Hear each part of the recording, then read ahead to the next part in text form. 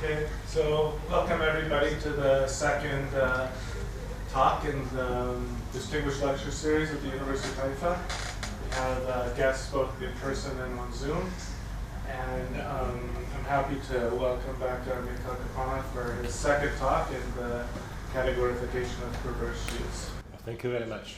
So let me write the title of the second talk, Categorification.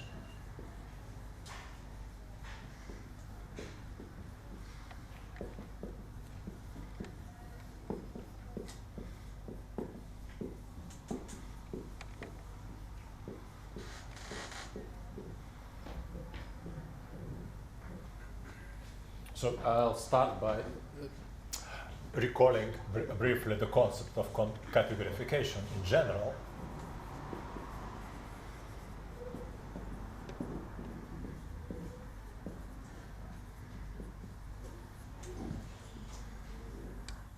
So this term was introduced by Igor Frankl, and it means procedure of replacing data of vector spaces to data of categories, and typically of triangulated categories. So I'll proceed backwards. So we have, say, over a field K, and we want to lift data of vector spaces to data of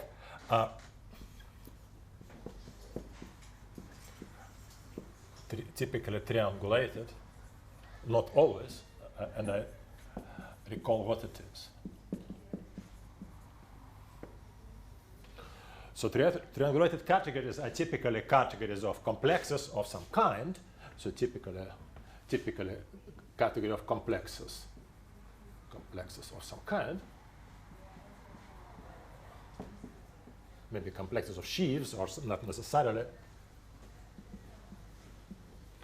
And it's called triangulated because the part of structure is the set of distinguished triangles of objects. That's called distinguished triangles, objects and morphisms, and there is a concept of degree of morphisms, and one of them has degree 1. So, and the procedure coming from here to here is known as the Grothendieck group, denoted by K0.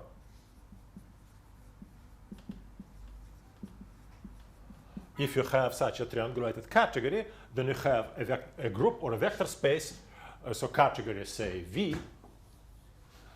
Then we can form a vector space V, which is, let's write K0 of V tensor K.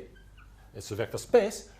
So this doesn't have to be a vector space. I just use it for convenience. So this is a vector space for which every object there is a generator or a vector, so generator of vector spaces or spanning vector. And every triangle is lifted into relations that the generator corresponding to A minus generator corresponding to B plus generator corresponding to C is 0. So, and so here in particular there is in the category, we have home spaces between objects. And here, so maybe sometimes, I should say maybe a bit more specific, it's often as a complex. So it's a vector space. Or, so there are different versions here, or a complex also.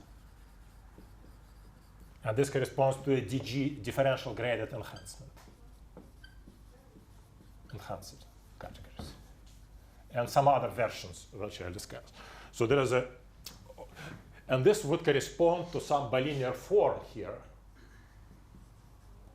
So strictly speaking, a triangular category is an analog of vector space with a bilinear form.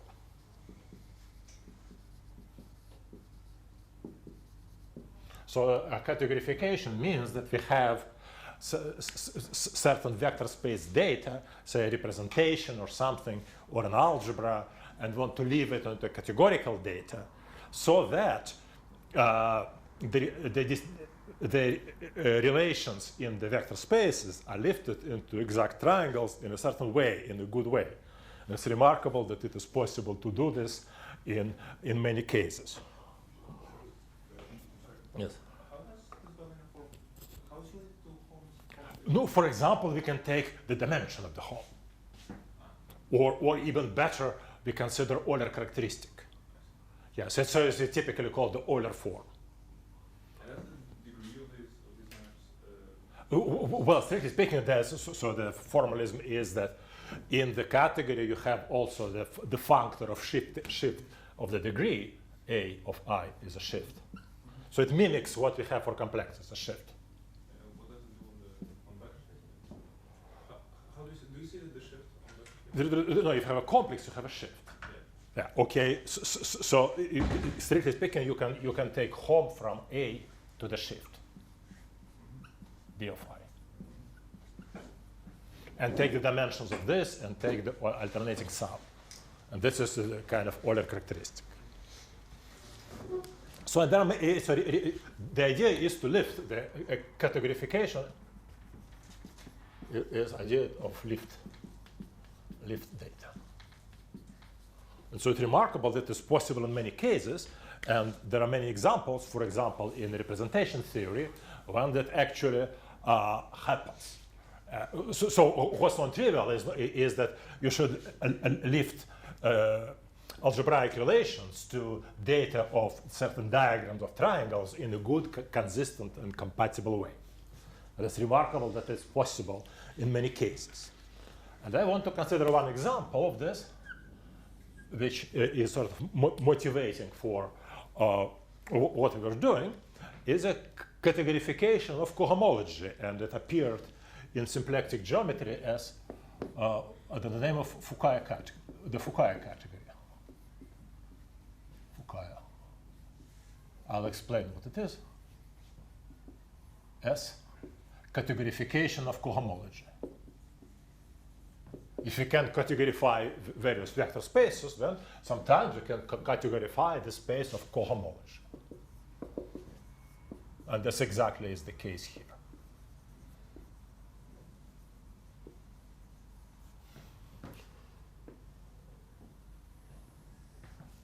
So let me start. Let me just consider an example. So suppose M is a 2n dimensional C infinity manifold and compact. Then we have vector space, which is a middle homology.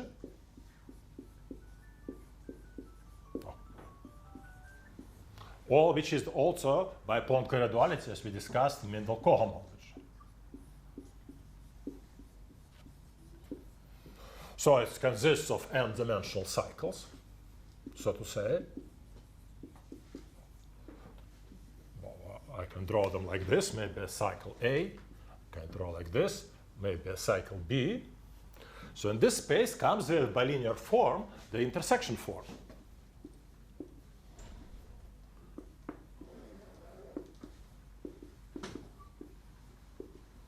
So basically it counts the number of points in the intersection. If you move transversely, the meaning is this.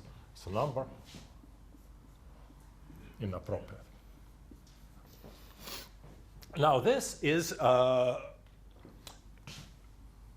can be lifted in some cases to lift. In the case when M is symplectic, so if M is symplectic, then there is a category called the Fukaya category. Fukaya of M is a category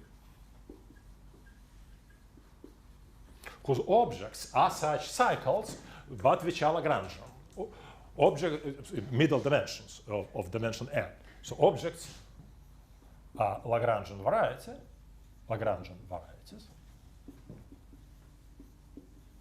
And instead of intersection form, we just count the number of, or oriented number of intersection points. We get a complex, and there's a home complex between two such Lagrangian varieties if they are in general position. So there are many, many details here. Of course, I skip, and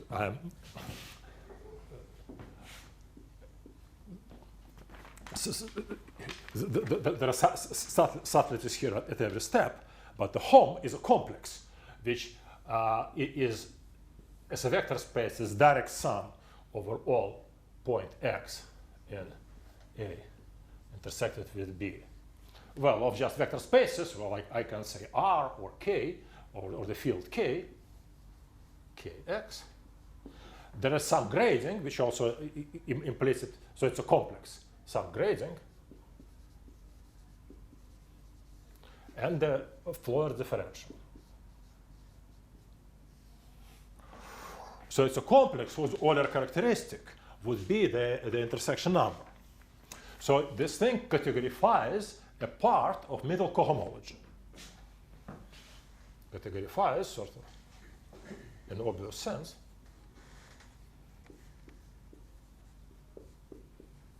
of H.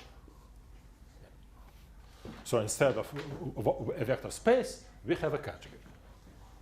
Can I just ask about the Yeah. question before? I mean, Yeah. the shift by I would be multiplication by minus 1 to I on the K group? Yes, yes, yes, yes. That actually follows even from this. If you write, there are various ways of seeing this. This relation would be A, and A that would be, say, suppose this is A and this is the shift of C and this is a shift of C, then that would be 0, and that would give us this relation. It's sort of this idea of putting alternating signs. It's consistent on so many levels. It's remarkable how it works. Yes. Which part of the middle cohomology are you just categorifying the classes of Lagrange? Yes. So we just see that on some very rough level, what we have is some categorical lift. Do we know that they generate the middle homology? Probably not. Yeah, in general, probably not. But this is what one can do. It's sort of. It is not an exact. It is not an exact science. Sometimes it's possible, but then when it's possible, you're still astounded that it is possible. Yeah, that's all I'm saying. Yeah, it's like what is called quantization is not in physics. I just think that we'd be very lucky if it could somehow also generate it. Yes, yeah, but I don't think it's true in general.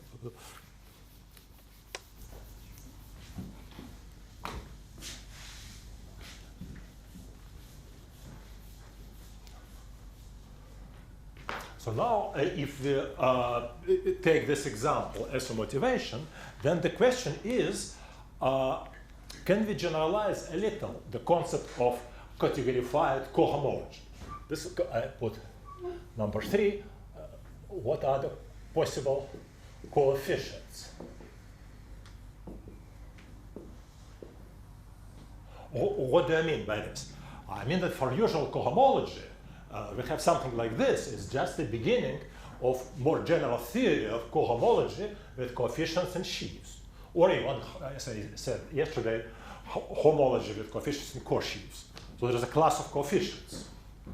So for usual cohomology, there is something H known as cohomology with coefficients and a sheaf. Or more generally, we can take cohomology with coefficients and a complex of sheaves. Sometimes it's called hypercohomology, or a complex of such. So, and why it is necessary? Suppose we can say we are only interested in this. So why do we need to know something about sheaves? Well, typical application is when we represent our space as a vibration. Typical use in vibrations. If we project some variety y to x, so let me depict this. This is suppose x. That I depict some fibers of y. Yeah, vibrations probably with degenerations. Then we can say, if we want to consider usual cohomology, of y with coefficients in R, that means with coefficients in the constant sheaf, the standard, is the same as would be the spectral sequence from cohomology of X with sheaves of cohomology R, J, P star of R, Y. So those are known as direct images. Or simply as a sheaf, this is a sheaf whose stalk at the point is the jth cohomology of the fiber. So this is standard sort of Leray spectral sequence. So for this reason, it's useful to have a formalism with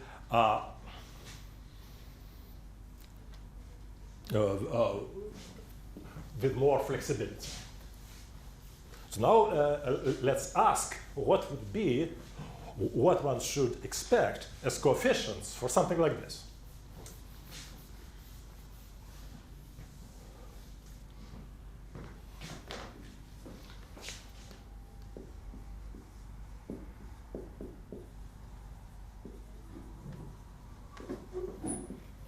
Well, one can think naively that if we categorify cohomology to a category, then we should say sort of, let's say, so naively one would say something like sheaves of categories.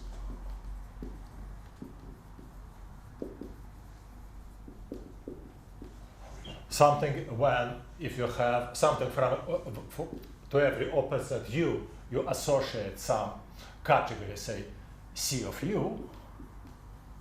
If u and v is inside u, we should functor C of u, C of v, and so on. It's easy to complete this situation, and this concept is known. It is known as stack, known as, so concept known as called stack of categories, and used in many cases. However, so what I want to say, the thesis we would like to propose, is not quite. We can ask if this is the way to go, and the answer is no, and the answer is not quite. So we don't need categorification of sheaves, but need categorification of perverse sheaves.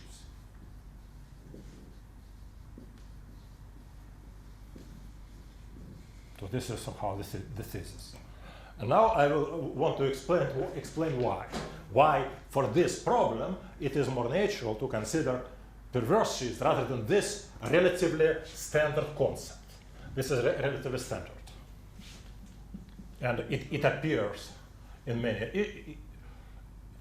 many contexts, of course, and this is well known. Short question. Yes. So this is good for some other kind of categorification? No, it is good. This has been considered since 1960s. Right, but for I want to say that in this context related to Fukaya category, it's more natural to look for categorical analogs, not in this sense, but in the perverse sheaves, and then I want to explain how to go about it.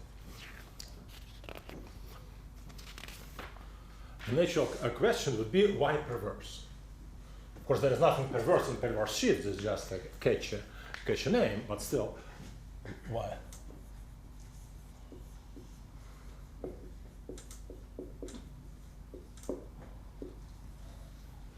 So, of course, in order to make case of this, I should refer to some deeper properties of a deeper study of Fukaya categories. And I want to refer to Kontsevich's procedure of localization of Fukaya categories on Lagrangian skeleton. I will explain what it is in a simplest case.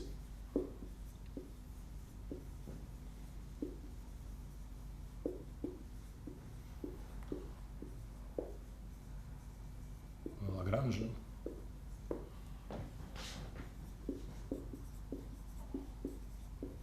So let's consider the simplest case of symplectic manifold of dimension 2, say. dim. So X is simply, let X be a surface, and with no trivial boundary. Then in such cases, in Koch-Miller's theory, it is known that a surface has a spanning graph. It exists. Graph, that's called spanning graph. And there are many spanning graphs, in fact. So it's something, a graph, which will be also Lagrangian, of which the surface has somehow a ribbon neighborhood, something like this. The surface itself is a certain tubular neighborhood of this graph. So this is X, and this thing here is K. Then in this case, so considerations of Fukaya categories, that gives that actual sheaf of categories in this sense, but on the graph. It gives, so this procedure gives, let me call R sub K, a sheaf or stack of categories on K.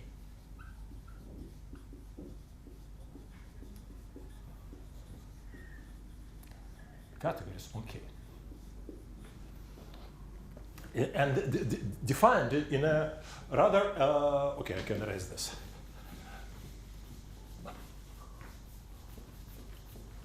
In a rather direct way, but let me explain how it is defined. So I have a graph, so a stock. So it's a sheaf of categories. So I have a stock at a point with several valences, point X like this. This graph, maybe this is trivalent, maybe say 4-valent, maybe like this. So n valent is the category, derived category of representations of a n-1 quiver. Means quiver like this. So, and this category has, so it looks a little, so if you see it for the first time, there's n kind of indistinguishable directions here. They're equally good. And here we have n-1. So what really happens here is that this category has what's known as the Coxeter factor of Gelfand and Ponomarev. Coxeter.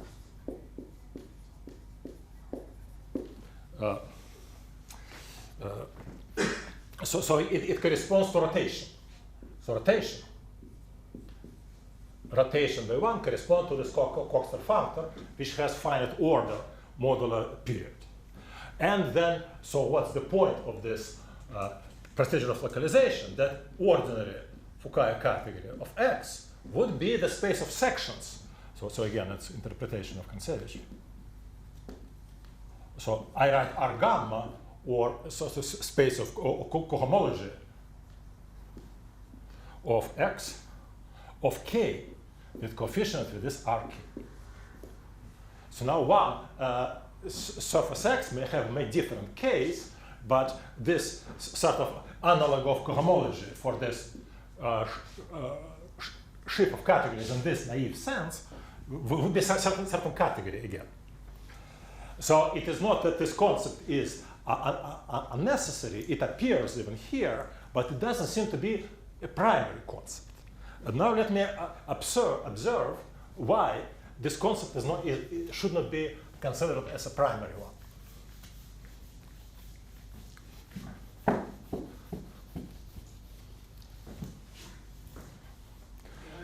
Yes. No, I was going to ask if K is related to the real directions. Well, so it is a half. So this is the point of having. You see, in symplectic geometry we say Lagrange. In complex geometry we say totally real. It's kind of related. So the situation with complete split of real and complex direction would correspond to a graph looking locally like this. But here is a little more freedom there. You can do more general graphs. And so, but this is an idea that we have something on a skeleton of half dimension. Maybe totally real, from the complex point of view is totally real, from the simplexic point of view is Lagrangian. Yes? Last question. So why do you need versus once more than 3? And Well, strictly speaking, we don't. So, but we want to organize this into. So strictly speaking, in this, it's known as Teichmüller theory. So you know, it's organized into certain combinatorial complex of which you can start with trivalent graphs, they merge and modify through four-valent graphs. Give you some conditions on that. Huh? We will define it even like merge and The merge and glue. No, what's interesting here that when we do it, it is independent on the choice of a graph. In order to prove this, we need to study how they merge and glue. Yeah. So strictly speaking, we won't just have a definition. We can say, let's take a trivalent graph. But then maybe somebody takes another trivalent graph. What do we do? How do we compare? Now I want to observe something here to interpret this construction. That RK is a let's try to decategorify this thing. So this category has K0 is isomorphic to Z to n minus 1. The Grothendieck group has dimension n minus 1. And I want to, let's see if there is a sheaf, ordinary sheaf of vector spaces with this property. And what is this sheaf? I say is a categorification of, let's say, of the sheaf of first homology with support of a constant sheaf. I can say, again, it's letter K, that's okay. So cohomology with support.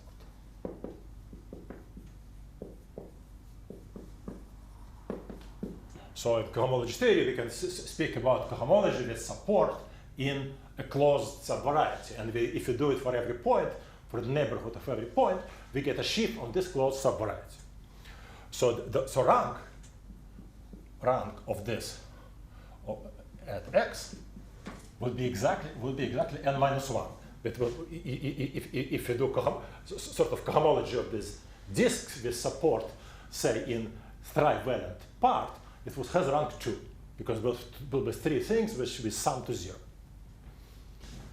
So there is a remarkable sheaf here, which of which this is a categorical analog, and also in this case is h not equal to 1, the support of k is 0. So what's happened here is localization of Fukaya category simply corresponds to taking a sheaf of local cohomology.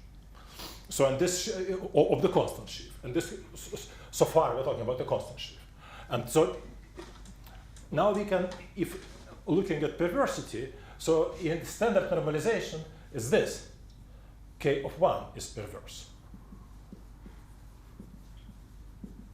So it has only, because of the shift, has only h0 with coefficients in k. So now I'm coming to my point.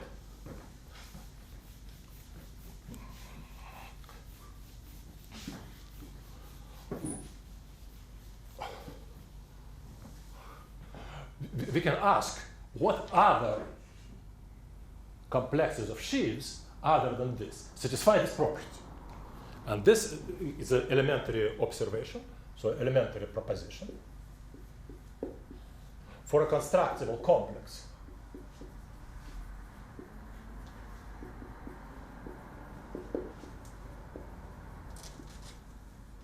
F on X, the following are equivalent. First, for any graph K and X, H only non-zero cohomology of F equals 0. So there's only one thing like here. And 2, F is perverse.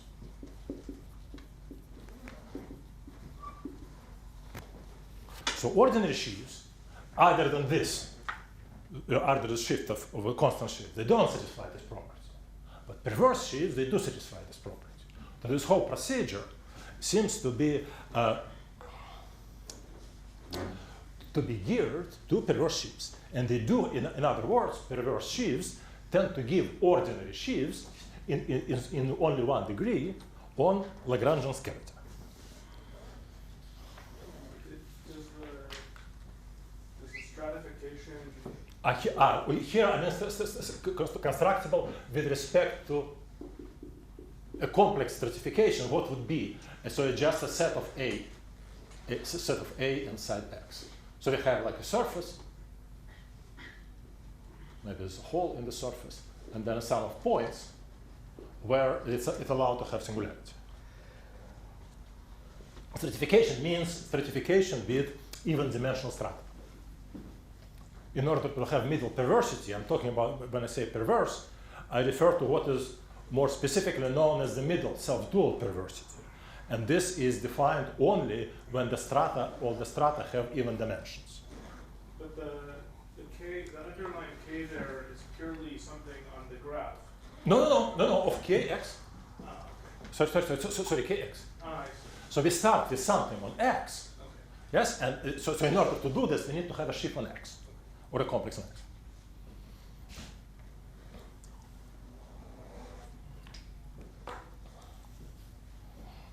So this makes it important to categorify not ordinary sheaves, which is not hard to do, but perverse sheaves. So if you're at the point where where the graph is. No, yes, but there is no difference between, yes, that is a local system there, so it is more or less, a perverse sheaf is a sheaf, ordinary sheaf outside the singular points. So there will be no cohomology. No, it will be the same thing as here, Right, yes. so, okay. Yeah, it's the same. Yeah. So the next part would be how to categorify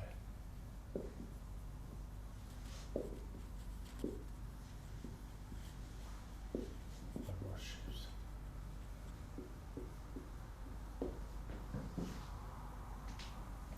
So the term which we use was perverse sheaves.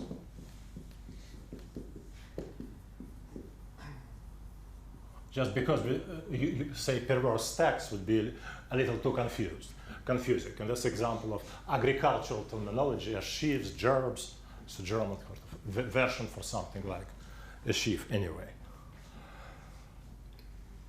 So in general, the definition is, so what should I say? So the definition of perverse sheaves as complexes is not quite good. So definition.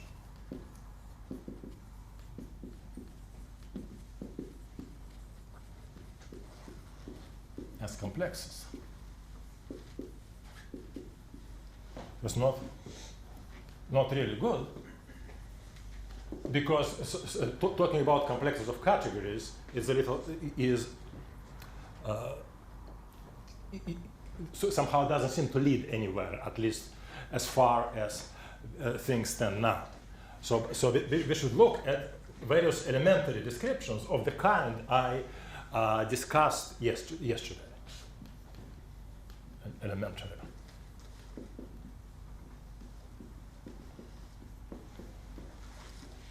The description I use. So let me consider example. Again, the standard example of elementary description of perverse sheaves in terms of nearby and vanishing cycles. So example would be like this. Suppose X is a disk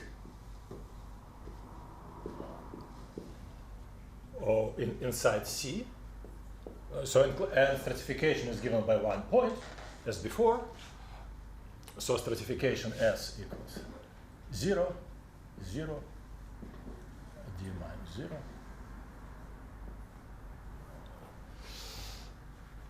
So then we have this description in terms of phi and psi. AB, AB. perverse sheaves with 1 minus AB and 1 minus BA invertible. And this categorifies to the concept of spherical functors. So what?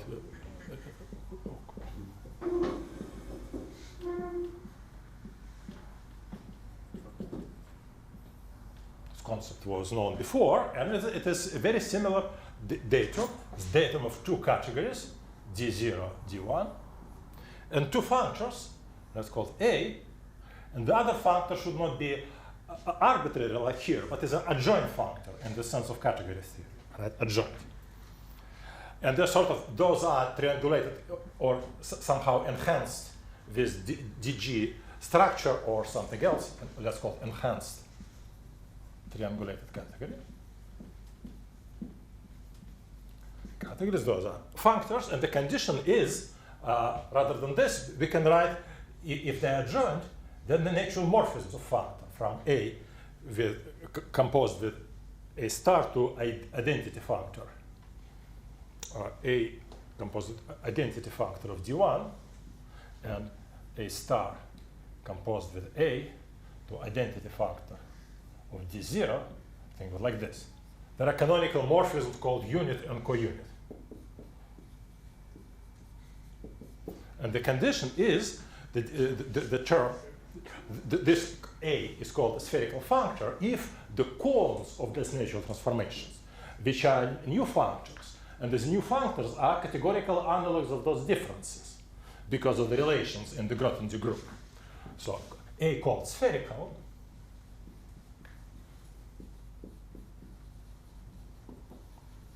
if I skip some minor detail, cones of this are equivalences of categories.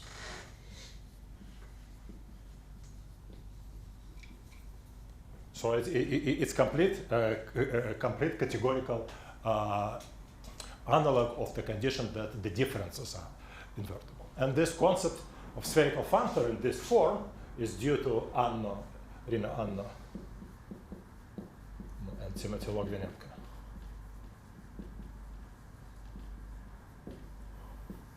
So we see here this is a direct example of categorical lift of a description of perverse sheaves, and this has many applications. This concept has many spherical functors. There are many examples in mirror symmetry. I probably won't go in more details.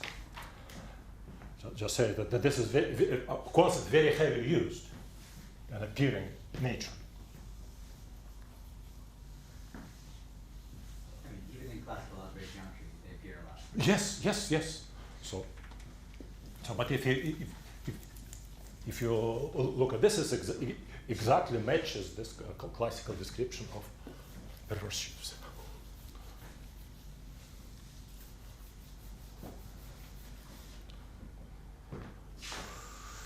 So now, in general, so we don't have a general definition of what a perverse Schober should be. But using this already, one can do some sort of elementary study. And even this elementary study is interesting. And this is what I want to present in the remaining time today, called Schobers on surfaces.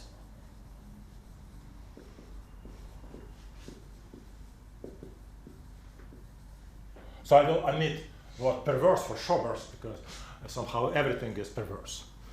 Everything. So just for simplicity, if I say Schober, I just mean perverse Schober. So we have an X as a topological surface. And consider a stratification given by a finite set A. So finite set. That gives a stratification S consisting of X minus A and points of A.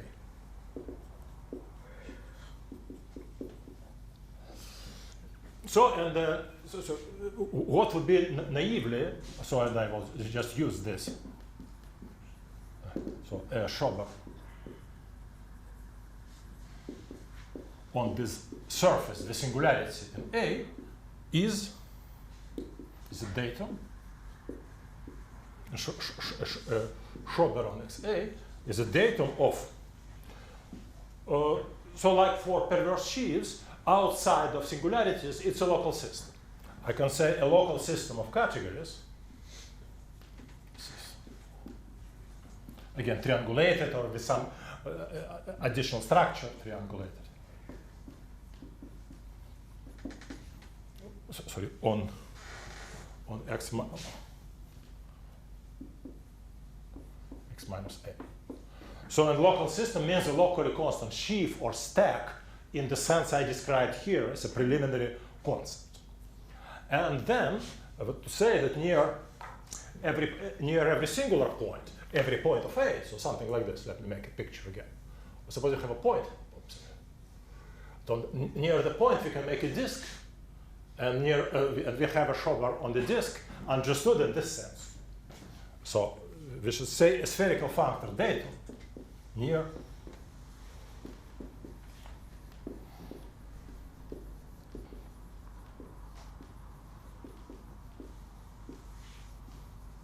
each X and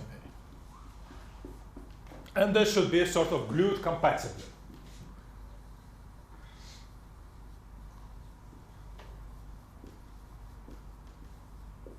What does it mean? So that if I have a local system outside of those points, then it has a monodromy. And this monodromy is a functor, an equivalence of categories. And this monodromy should correspond to the monodromy on this psi. So psi, or on D1 in the spherical functor datum, which corresponds to D1 for this point would correspond to the stock at a nearby point. And again, it's important here to say that this psi or a D1 is made into a local system of categories on the circle using those self-equivalences. Is the monodromy A star composed with A? No, the cones. So it's analog here, 1 minus AB. And here will be the cone of.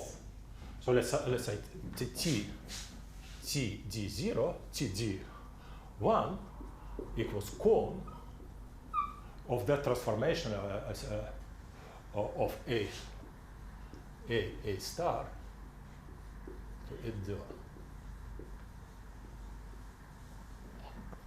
So we view this as self-equivalence as a monodromy data of a local system of categories on a small circle, and this local system should be glued to the local system on everything else.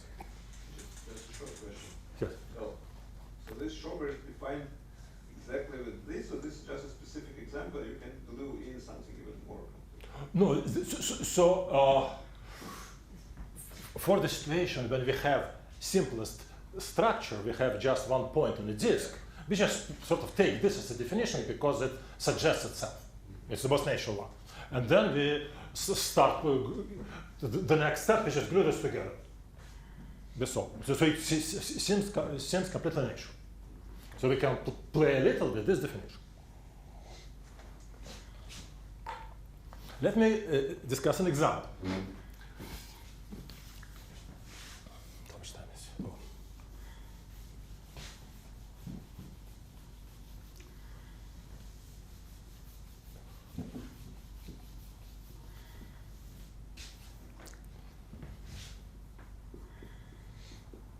Suppose X is a complex curve. So not just a surface, it's a complex curve. And we have what's known either as a Morse function with values in C or a Lefschetz pencil. So it's a holomorphic.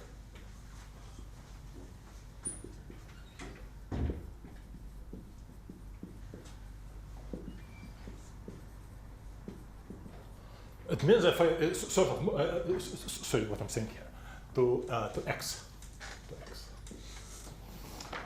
So locally X is like complex, like complex numbers. So it locally looks like a holomorphic function with more singularities. So I'd make a picture would be something like this. So at a singular point, the fiber will be like this,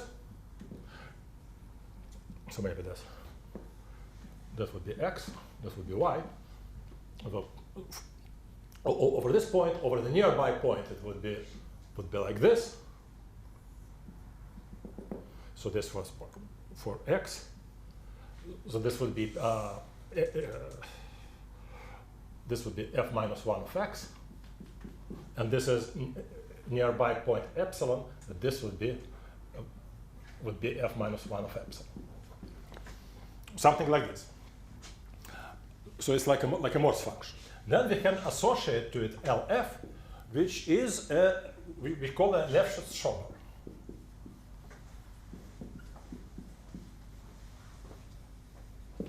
On X in this elementary approach. So it means that it's stock. So this need to have some extra structure that makes it a Keller manifold, and maybe some other feature. Let me just say here, stock at X. Or let me just say here, so A is the set of singular values.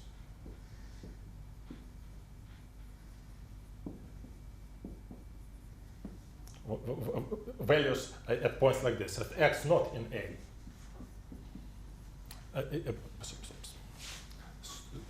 Not in A is the Fukaya category of f minus 1 of x. And sort of the category of vanishing cycles, phi at x in A, is going to be one-dimensional and generated by this geometric vanishing cycle. So in this situation, even though in singularity theory, in theory of Picard-Lefschetz, so in the generic thing, there is vanishing cycle, call it delta.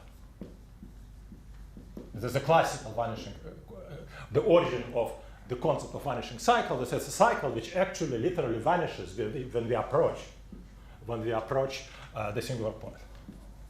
And this is a sphere, a cycle is a sphere of dimension n, of real dimension n. So phi is the simplest, is the analog of a one-dimensional vector space. It's a derived category of vector spaces over K. And the functor from phi to psi, so the generator of this category, which will be field K itself, will go into, which is a Fukaya category of f minus 1 of epsilon, would go into this delta. So delta is a Lagrangian variety, and this Lagrangian variety is a sphere, and this would be a spherical functor just because it is a sphere. It goes to the original meaning of the terminology of spherical functor. So it categorifies certain perverse sheaf also. So categorify a certain perverse sheaf. Also. I call it LF, which sort of is described in a similar way but easier. Called Lefschetz perverse sheaf.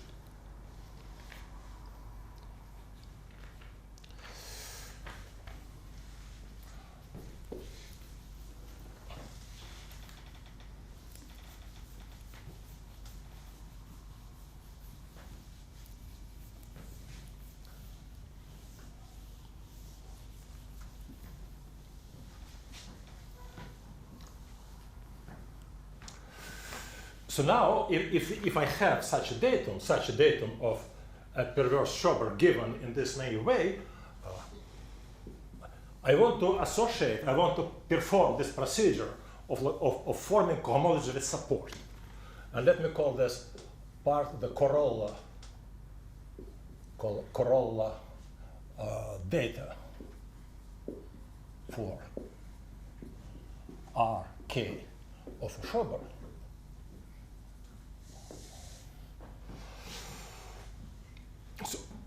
So what we want? So again, X is a surface, and as K is a graph, and S is a Schober as defined before. So want a sheaf of categories.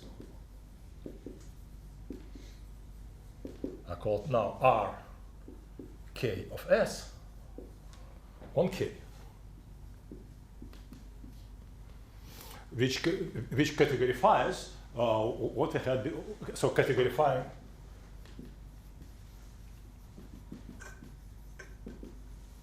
H0 is support of K of a perverse sheaf.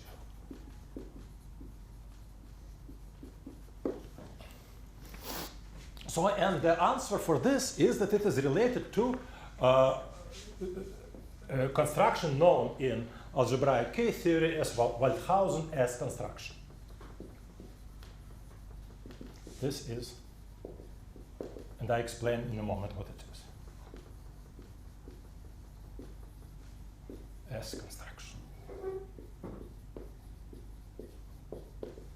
So remarkably, when we have this datum, then we can say how to construct this Chopin. Let me go to point 8 and call it, well, the S construction.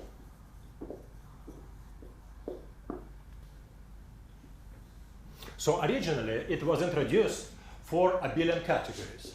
Originally, in K theory,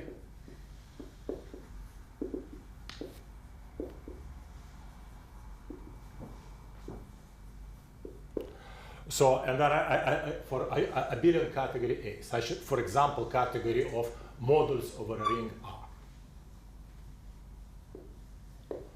So again, I'll start with naive definition and then explain how it is made more correct. So naively, for every n, we have, let's call S n naive of A is the category of length n filtrations of filtered objects. Object something like this: A1 inside A2 inside so on inside AN. So when I have a category, it's an objects, and the morphisms are isomorphisms of such, and they're isomorphisms. So for different n, they're connected by simplicial operations. We have di from Sn naive to Sn minus 1 naive. For I equals 0 up to n. So di for this is not equal to 0. It is just a drop, so dropping ai.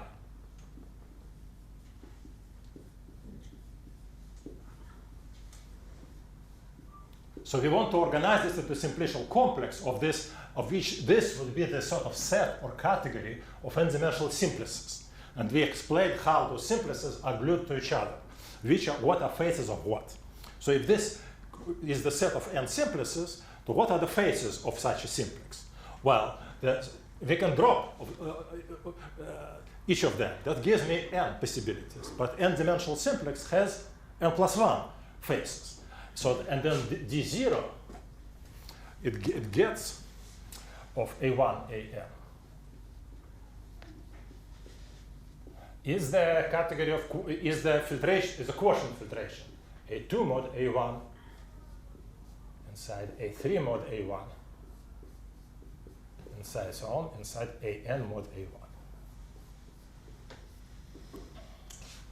So and this was, so somehow the motivation for this was used in algebraic K theory to construct equivalent K theory in a different way. But in this definition, there is a subtlety. And subtlety is that we want to the face operator satisfy some natural conditions so that if we go two steps down, that it's compatible. So the subtlety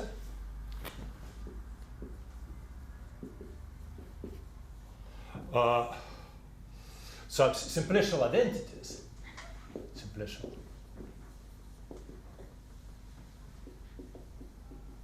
as hold, not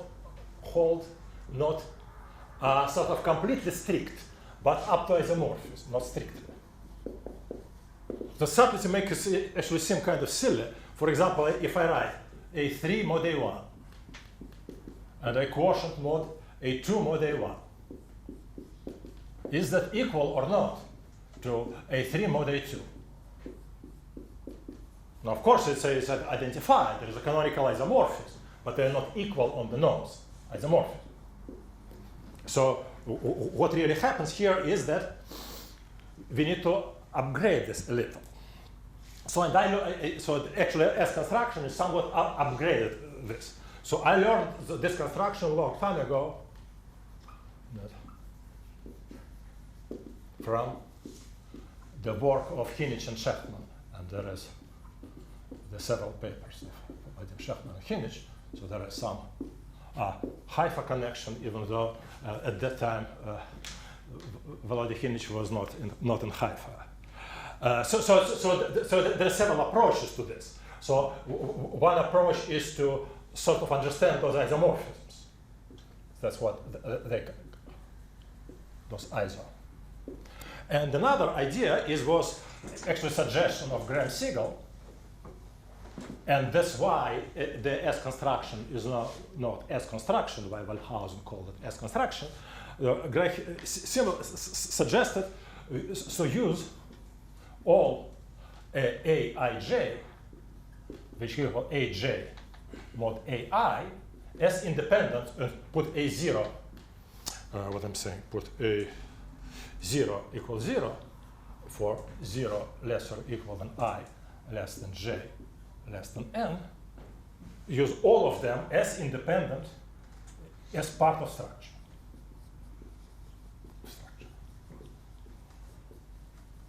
Again, that it looks like a technical suggestion, but then all the phase operators are just dropping something. And there is no problem organizing this into a category. So more precisely, in the definition of Siegel and Waldhausen, and this is what is known as S construction, in strictly speaking.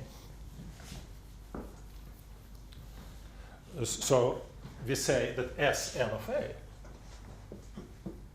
is the category of diagrams formed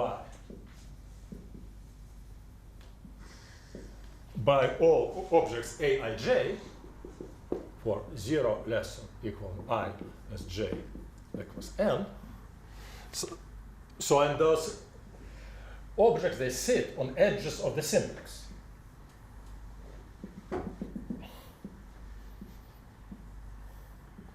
So on the edges of something here, it will be A03, A01, A12, and so on.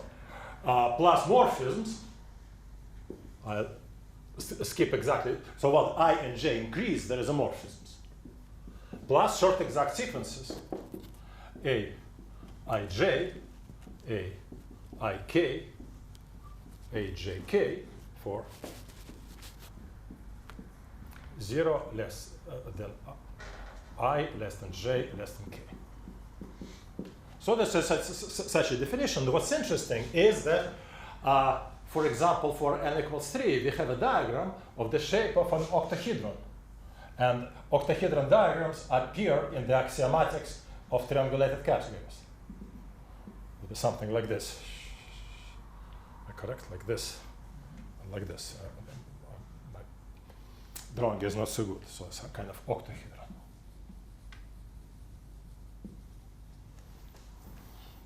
So and then it's okay. So there was some issue which bothered people for some time. It was overcome by Waldhausen and Siegel using S construction. It was studied by Hinich and Shechtman in a slightly different way.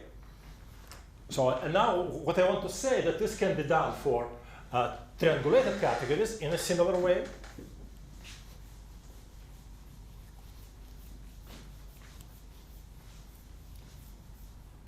But I'll just say simply, so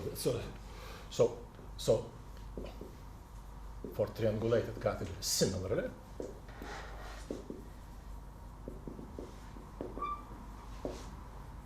I'll just say similarly, and they say the short exact sequences would be replaced by exact triangles.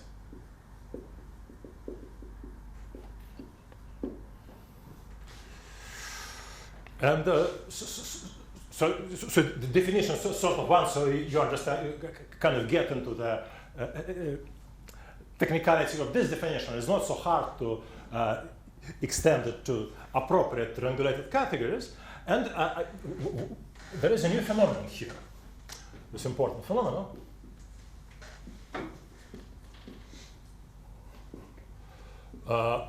That this corresponding triangulated category is V, that the collection of this S dot of V, which collection of all of them is like a simplicial thing, is not just simplicial.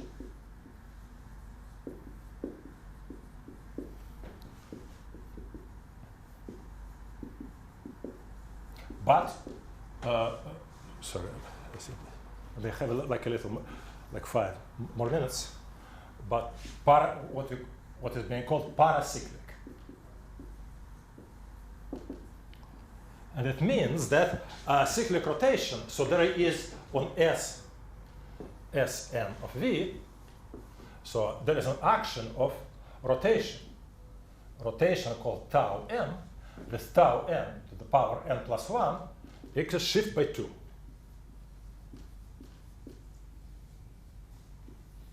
And this is a phenomenon which is not present here, and it corresponds to the fact that exact triangles are rotation invariant in the axiomatics of triangulated categories. So in the simplest case,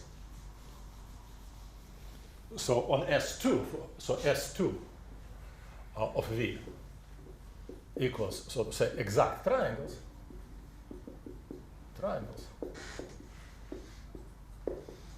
We can write like this: A, B, as I draw, A, B, C.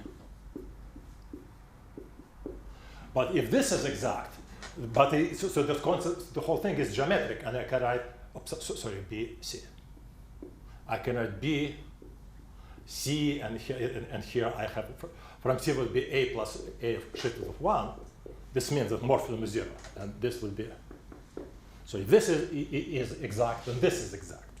So this property generalizes by saying that this is paracyclic structure, and it has and that actually corresponds to the cyclic rotation of corollas. This is a version of Gelfand-Ponomarev reflection factor. So I'm coming to the final part.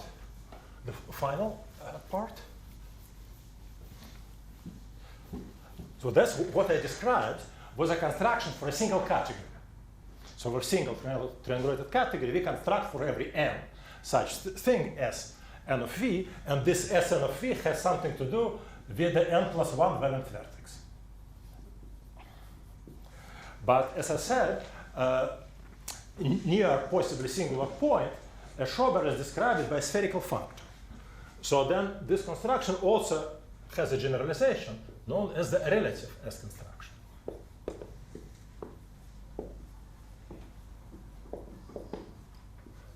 This also is sort of known in various contexts and goes back to Waldhausen. So we have a function f from A to B of 2 such triangulated categories. Then we take simply the fiber product. We have, what we can say, we have Sn of A maps to Sn of B for every n. Will be F star. And it will be Sn plus 1 of B. Here I write phase n plus 1. So then Sn of F is the fiber product. So this is a relative S construction. So defined as fiber product.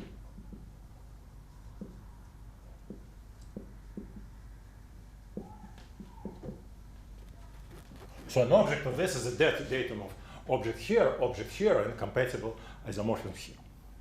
So now I want to say its properties for the case when the functor is spherical. This definition is general. It can be done for every functor.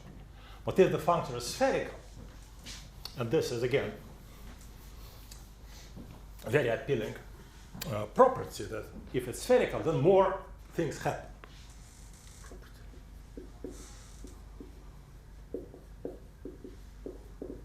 And And this they were put in, just in our paper of Dickerhoff, Kapranov, Shechtman, Sovelman, 2106.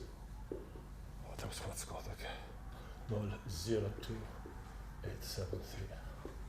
Properties. First, if F spherical, then S dot of F is also paracyclic. A priori it is not. It is paracyclic. Just like for a single category. And here, and then this composition has to do with monodromy. And two, that the whole thing, again, S dot of F, is what we call with to be Dickerhoff 2 Siegel. It means that, so it's a kind of simplicial structure. And this simplicial structure we can consider simplicial membranes, maps from other simplicial complexes into it. For example, we consider maps from a subdivided triangle. Suppose we have something like this. Have a subdivided triangle, subdivided polygon, triangulated polygon.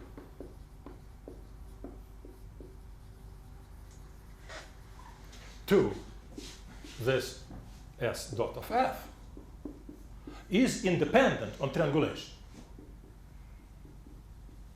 So up to homotopy, this is independent on triangulation.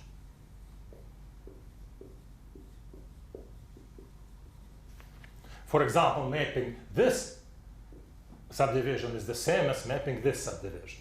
There will also be sort of correspondence between them. So those two properties, they match the geometric, as they're called, desiderata for this categorification of local cohomology. So this translates, or this.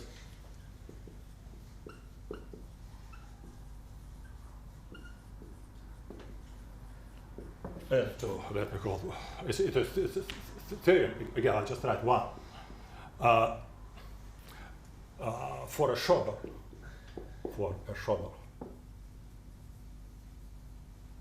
S, the sheaf of Karch, the sheaf R K of S on K with stocks S n of F, when F is the corresponding spherical functor, is well defined.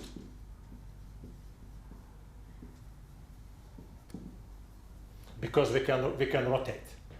And second, so the corresponding analog of cohomology, R gamma of K, Rk of S, is independent on the spanning graph K. Independent on spanning K. K, which I assume that it contains A. So it means that if you change so like this, for instance, spanning graph is kind of dual to this picture. This and that. So the result would be the same. Then we can move the graph around in a consistent way. So this can be. So this can be called the Fukaya category of a surface X with coefficients in Schober. So this is the definition in terms of additional choices, but the properties of this object, this is a classical object from algebraic K theory, but nobody had before had the idea of considering for the case when the functor is spherical, because it's not traditional for in other contexts to look for this. But if you do this, there's this extra property and paracyclic property, and we get exact match with the geometric things we desire for cohomology theory with coefficients in Schober. So that's what I wanted to say today. Thank you very much.